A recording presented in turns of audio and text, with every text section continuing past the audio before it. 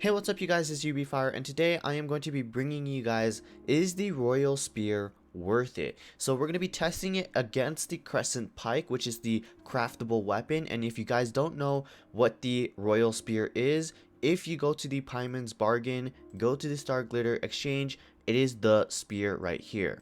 Now, if you take a look at the details, it does seem pretty damn good. So the substat is going to be the attack percentage.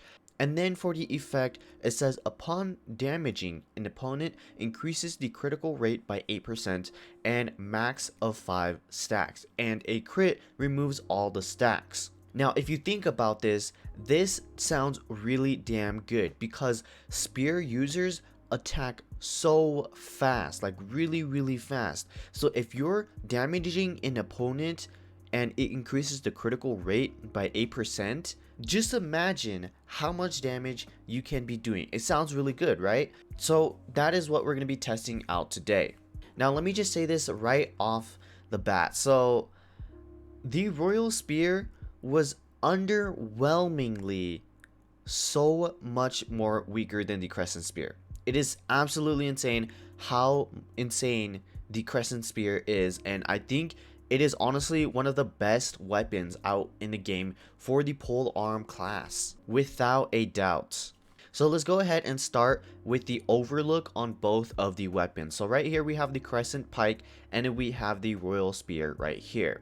So let's just go ahead and just start to compare.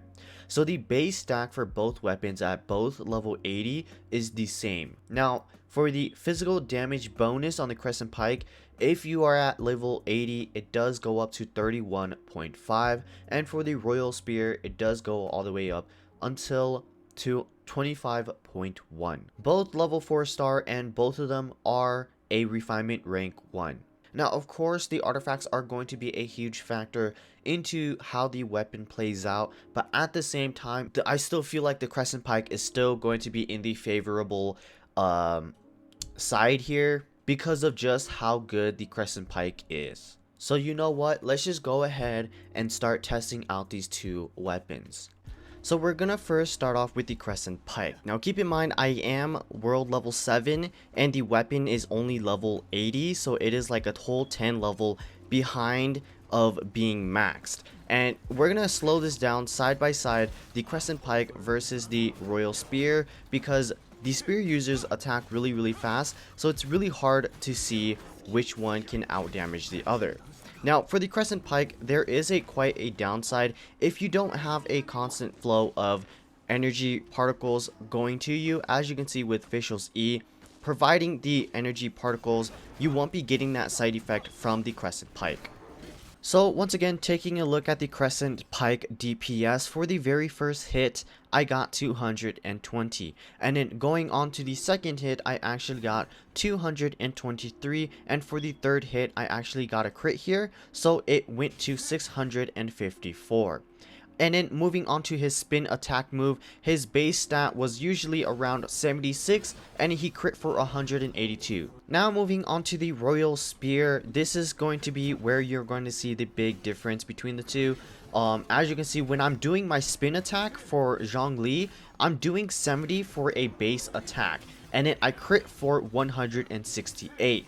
As to compared to when I had the Crescent Pike, I was dealing 182 for a crit and 76 for the base damage right there. So once again guys, please do keep in mind that the artifacts do play a huge role of why the Crescent Pike was out damaging the Royal Spear. And that is because on my cup, I actually have a physical damage bonus here. Because of this huge bonus damage, plus with the Crescent Pike also having physical damage bonus, it really kind of outdoes the Royal Spear, but it wasn't such a huge difference.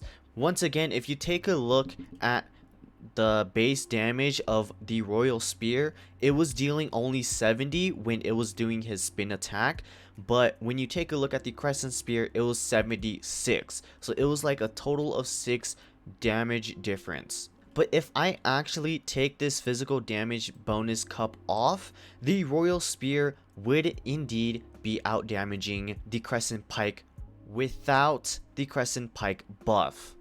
So let's go ahead and take a look at the damage the Crescent Pike is dealing with the full effect of the weapon. So we use Fischl's E here to generate the elemental particles needed to unlock the Crescent Pike's effects. Now, whenever you see Zhongli attacking, you can see these little numbers being generated. The little numbers are 98, and you can especially see this when he is kicking his spear, generating those extra numbers. And those extra numbers can also crit. So this is why the Crescent Pike is so good, especially on any character who you are using it on.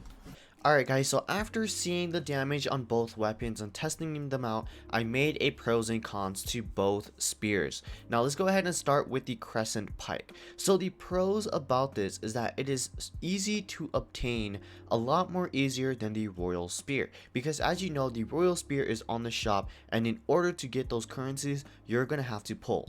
And not everybody has a credit card, okay? Now the second pro is that it out damages the Royal Spear. It does a lot of damage, and I was pretty surprised at how much damage it can actually do. And for the third pro that I found is that it is pretty easy to proc its side effect.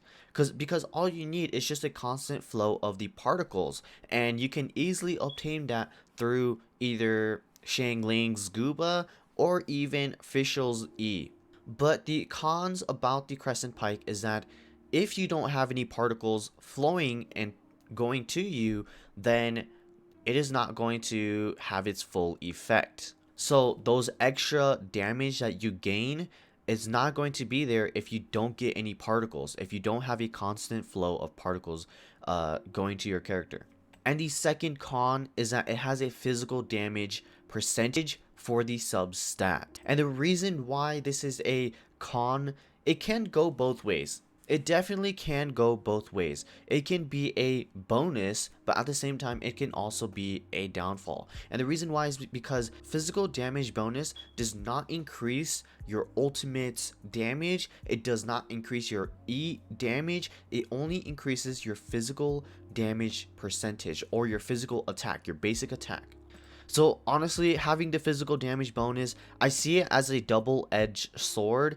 It can either hurt you, or it can actually increase your damage by a crap ton. Now for the Royal Spear, the pros is that you can focus a lot on the crit damage. The crit damage you can just focus a lot on because of its side effect for the Royal Spear. The more you attack, the higher critical rate you gain. Then you could just get your crit damage off a lot more easier. The other pro is that it can boost your overall attack because it has attack percentage, not physical damage percent, but attack percentage, meaning that you're going to be dealing a lot more damage for your ultimate or your E. So that can be a pro for the Royal Spear. The other thing is that it is super easy to proc the side effect. Literally all you have to do is just hit, right? It's not like you need a condition, or it's not like you need something to make it have its full effect. All you got to do is hit mobs and you get the side effect automatically. That is a really good pro. The cons about this though, it is hard to attain, right? Because you have to pull a lot in order to get the refinements. And it also does a lot less damage in terms of basic auto attack. Another con that I really don't like about the Royal Spear is that you don't know when you are going to lose your stacks. So let's say you focus a crap ton of your artifacts onto your critical damage, then you actually don't even know when you're going to lose your stacks. So right now, without the Royal Spear stacking the critical rate, I have a base stat of 24%. That is very, very low. So if you're attacking and then you crit and then you ulti, you have a 24% chance to do your critical damage on your ulti. So that is why it is pretty risky to take the Royal Spear too and to focus all critical damage.